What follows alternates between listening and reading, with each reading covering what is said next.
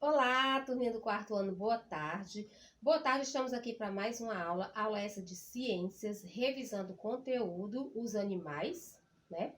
Espero em Deus que vocês estejam com muita saúde, que vocês estejam bem, né? Uma linda tarde de quinta-feira para todos vocês, né? Hoje, 22/10, vamos à nossa agenda. Iremos revisar hoje os animais, que vai da página 50 a 59. Tem algumas coisas para ler? Tem, né? Que você vai sempre revisar com leitura, para nunca perder esse hábito que é muito importante. Ler desperta, né? Desperta a curiosidade, desenvolve o conhecimento e muito mais que vocês possam imaginar. Então, leiam sempre. Não iremos jamais perder o hábito da leitura. Então, turminha, pegue o seu livro na página 50, que é onde dá início, né? O assunto, os animais. São os animais, deixa eu ver aqui. Pois é, sim, os animais. Vamos ver aqui, alimentação dos animais. De que se alimenta cada ser vivo mostrado na cena? Eu tenho o coelho, né, a serpente e o gavião. Com exceção dos seres autótrofos que produzem seu próprio alimento, todos os demais organismos vivos nutrem-se de outros seres, causando uma relação de dependência entre eles. Essa relação alimentar existe entre os seres vivos na natureza, na qual uns dependem dos outros para sobreviver. É denominada de cadeia alimentar nessa imagem aqui, logo acima, olha só. Onde o coelho se alimenta das plantas, as plantas, né? O coelho se alimenta das plantas, a serpente se alimenta do coelho e o gavião da serpente. Então, aqui, uma cadeia alimentar. Vamos lá, página 51, para continuar com essa leitura. Os consumidores são os seres que se alimentam de plantas e de outros seres vivos, pois não produzem seu próprio alimento. Na imagem da página que eu mostrei agora, na página 50, são representados pela lagarta, pelo pássaro e pela coruja. Dentre os consumidores existem os herbívoros, que se alimentam de vegetais, e os carnívoros, que comem outros animais. Bem interessante, né? Olha só aqui no livro de vocês, nessa imagem, logo aqui acima. O gafanhoto é um consumidor herbívoro. A serpente é um exemplo de consumidor carnívoro. Olha só, ela se alimentando da lagartixa, né? Olha só. No livro de vocês aí tem mais detalhado, né? Uma ilustração bem mais ampliada no livro de vocês. Observem aí. Além dos produtores e consumidores, existem os decompositores. Estes se alimentam de organismos já mortos, como os seres microscópicos, ampliados na imagem da página anterior, aquele que eu mostrei na página 50, aquela cadeia alimentar, certo? As bactérias e os fungos fazem com que seres mortos apodreçam e se decomponham. Essa decomposição enriquece o solo e auxilia no desenvolvimento dos vegetais, né? Aí aqui no livro de vocês, na página 51, desenha uma cadeia alimentar no espaço abaixo, abordando todos os seres componentes. Não se esqueça de colocar o nome de cada um, ok? Porque assim, no livro de vocês, na página 50, tem uma cadeia alimentar, onde o coelho se alimenta das plantas, a serpente do coelho e o gavião ou a águia da serpente. Tem outra também cadeia alimentar, onde a lagarta se alimenta das folhas, o pássaro se alimenta da lagarta, né? E a coruja se alimenta do pássaro. Aí uma cadeia alimentar. Vamos ver aqui na próxima página. Na página 52, observe aí no livro de vocês, lembrando que essa atividade ela já foi feita, nós estamos apenas revisando, certo? Observe a cadeia alimentar que está aí dentro do aquário no livro de vocês. tem um aquário, um lago, né? Abaixo, e depois responda aos questionamentos. Olha só, circule apenas os seres produtores da cadeia alimentar. Você vai circular todos eles aí no seu livro, né? Quais são os consumidores? Os herbívoros. Coloque aí no seu livro, os herbívoros.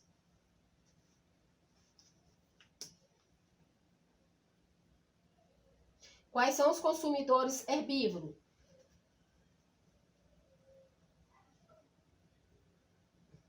Aí vocês vão colocar aí no livro de vocês, né? O peixe. Certo? O peixe, ele é o consumidor herbívoro. E carnívoro, vamos ver. Carnívoros. Carnívoros. O pinguim e a orca. Pinguim e a orca. Certo? Como os decompositores estão atuando na cena acima. Como os decompositores estão atuando na cena acima. Observem só, estão agindo na carcaça do peixe morto, ajudando em sua decomposição, ok? No lado aí, na terceira questão, complete os espaços com as palavras do quadro. Cadeia alimentar, energia, produtores, alimento. Vamos ver aqui. Eu vou ler a frase com vocês e vocês vão completar, ok? Vamos lá. As plantas, as algas e algumas bactérias fazem parte do grupo dos produtores. Coloque aí no livro de vocês, produtores, na letra A. Na letra B, é do alimento que os seres vivos retiram a energia necessária para viver. Cadeia alimentar é o processo de dependência alimentar existente entre os seres vivos, ok? Na página 53, vamos ver, tem a continuação da atividade na letra A e B, que você vai fazer no conforto do seu lar. E vamos ver aqui, reprodução dos animais. Assim como os demais seres vivos, animais são capazes de se reproduzir, gerando novos descendentes e garantindo a sobrevivência da espécie. De acordo com o tipo de reprodução, ela pode ser classificada como sexuada e assexuada. Reprodução assexuada. Geralmente, uma espécie existem indivíduos do sexo masculino, os machos, e do sexo feminino, as fêmeas. Os machos produzem as células reprodutoras, né, masculinas, os espermatozoides, e as fêmeas produzem as células reprodutoras femininas, que são os óvulos. A reprodução sexuada ocorre quando essas duas células reprodutivas se encontram. Célula, né? Olha só.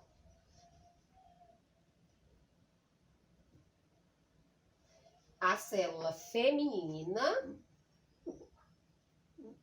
e a masculina. Quando essas duas se encontram, né? Observem aí, a reprodução sexuada ocorre quando essas duas células se encontram, né? A célula reprodutiva masculina, daqui espermatozoide, certo? A célula reprodutiva masculina, espermatozoide, possui uma cauda que permite a sua movimentação, né? Essa cauda, ela se movimenta, certo? Que permite a sua movimentação em direção ao óvulo, que é maior e imóvel. O óvulo, ele não se move. Já o espermatozoide, ele se movimenta, certo? O encontro do espermatozoide com o óvulo ocorre através da cópula ou acasalamento. Após o acasalamento, o espermatozoide e o óvulo se unem, é o que chamamos de fecundação. Lembrando que quando esse espermatozoide se encontra com o óvulo, vou estar mais próximo para explicar melhor. Quando se encontram, então, olha só, observe aí, o encontro do espermatozoide com o óvulo ocorre através da cópula ou acasalamento. Após o acasalamento, o espermatozoide e o óvulo se unem, é o que chamamos de fecundação. Esse encontro, quando ele penetra, o espermatozoide vai de encontro ao óvulo e eles penetram já no óvulo, então ali já aconteceu a fecundação, certo? O óvulo fecundado dará origem a um embrião que se desenvolverá e ficará semelhante aos seus pais, ok? Então, vamos aqui à outra página.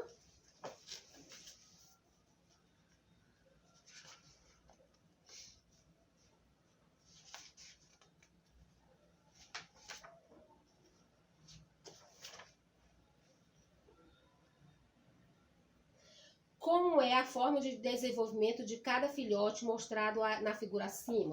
Aqui eu tenho, na página 55, aqui eu tenho umas tartarugas e aqui eu tenho uma cadelinha. Vamos ver aí? Os animais, os embriões, dependendo da espécie, podem se desenvolver dentro ou fora da barriga da mãe. Aqui, ó, é dentro da barriga, nessa fecundação dentro da barriga. Como é a forma de desenvolvimento de cada filhote mostrado aqui? Vamos lá. Os animais que se desenvolvem dentro da barriga da mãe são classificados como vivíparos. Nas espécies vivíparas, é a mãe que supre todas as necessidades de desenvolvimento do filhote. Essa forma de desenvolvimento existe na maioria dos mamíferos, em alguns peixes, répteis e insetos. Os que se desenvolvem fora do corpo da mãe são os ovíparos, aquele que nasce do ovo. Aqui, olha, dentro da barriga da mãe. Já o que nasce do ovo são os ovíparos, ok? Vamos lá.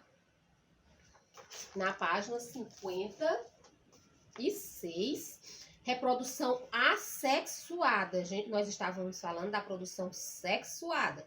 Vamos agora observar na assexuada. Na reprodução assexuada, não ocorre a junção das células reprodutivas. Os animais possuem a capacidade de dar origem a um novo ser sem a participação de outro indivíduo da mesma espécie. Não há acasalamento, como aconteceu aqui na sexuada, não há acasalamento, nem fecundação, que é o caso da sexuada, tem o acasalamento e a fecundação. Já na assexuada não tem acasalamento e nem fecundação.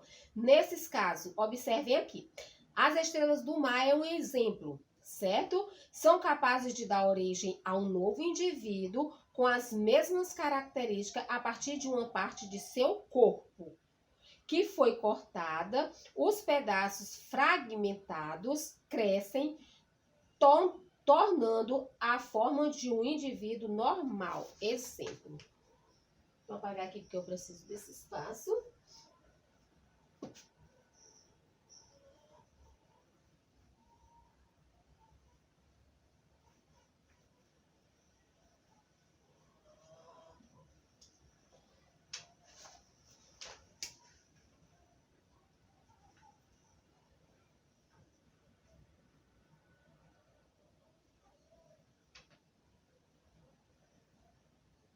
Não tá bem desenhadazinha não, mas dá para passar. Aqui é uma estrela do mar. Essa estrela do mar,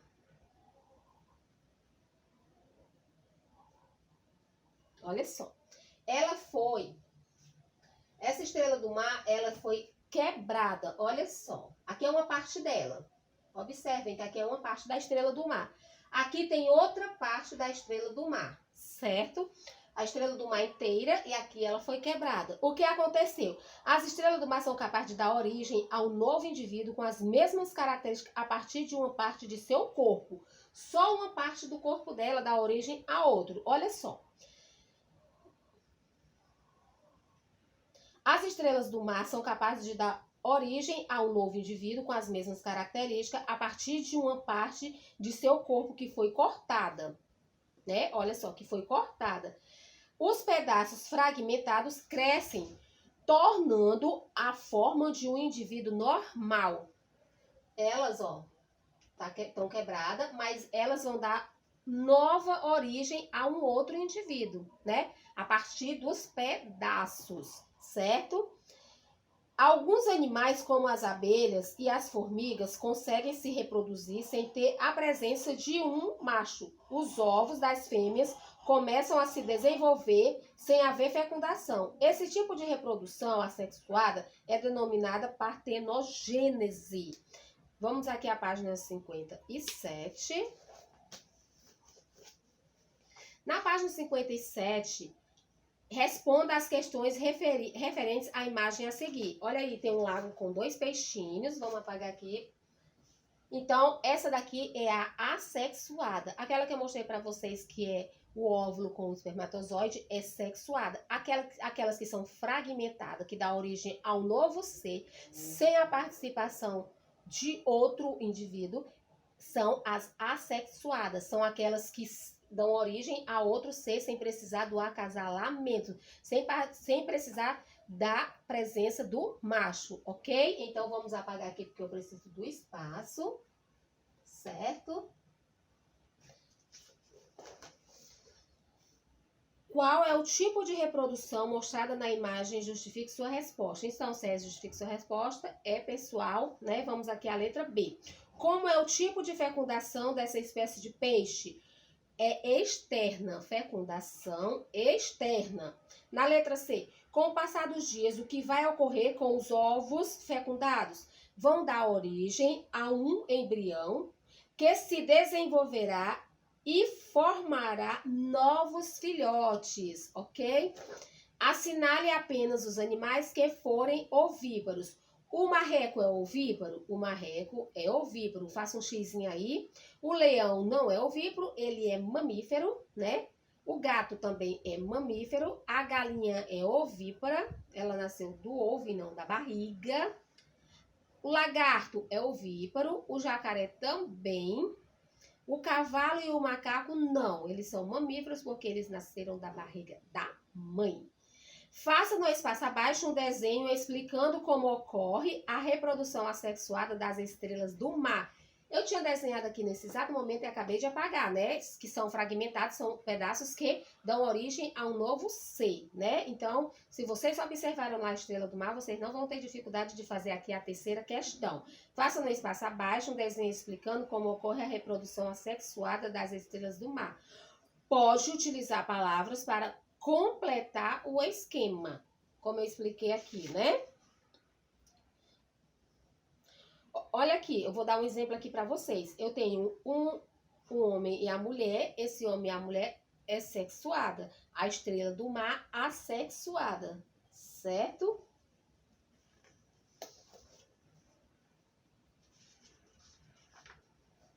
Na página 58, vamos aqui. Lê as frases e descubra qual a palavra que as completa. Vamos ver aqui. Para que o espermatozoide e o óvulo se encontrem, é preciso que haja o acasalamento. Coloque aí no livro de vocês. Acasalamento. O encontro do macho e a fêmea, né? Na letra B, na fecundação interna,